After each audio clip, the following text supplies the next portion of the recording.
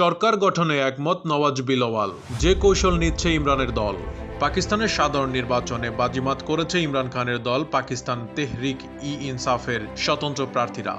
নির্বাচনে সবাইকে ছাড়িয়ে ৯৭টি আসন পেয়েছে দলটির সমর্থিত স্বতন্ত্র প্রার্থীরা।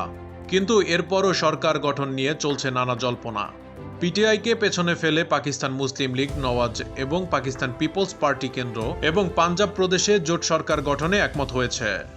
এরপর জোট সরকার গঠনের জন্য ইমরান খানের দলটি অন্যান্য দলের সঙ্গে জোট নিয়ে আলোচনার জন্য বৈঠক ডেকেছে, যেখানে সাবেক ক্ষমতাসীন দল ও অন্যান্য রাজনৈতিক দলগুলোর সঙ্গে জোট গঠনের বিষয়ে আলোচনা করা হবে বলে জানা গেছে।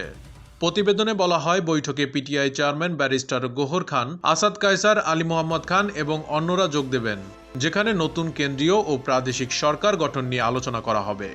এর আগে দলটি নতুন কেন্দ্র সরকার গঠনের জন্য পাকিস্তান পিপলস পার্টি এবং পাকিস্তান মুসলিম লীগ নওয়াজের সঙ্গে জোট গঠনের বিষয়টি অস্বীকার করেছে।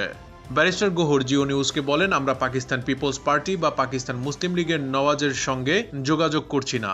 ২৬৫ আসনের মধ্যে ২৫২টি আসনের ফল ঘোষণা করা হয়েছে। ঘোষিত ফলে নওয়াজ শরীফ ও বিলওয়াল ভুট্টোর দলের চেয়ে বেশ ভালো ব্যবধানে এগিয়ে রয়েছে স্বতন্ত্র প্রার্থীরা। তাদের অধিকাংশই ইমরান খানের পিটিআই সমর্থিত স্বতন্ত্র প্রার্থী। তবে ফলাফলের দ্বিতীয় ও তৃতীয় অবস্থানে রয়েছে পাকিস্তান মুসলিম লীগ নওয়াজ ও পাকিস্তান পিপলস পার্টি।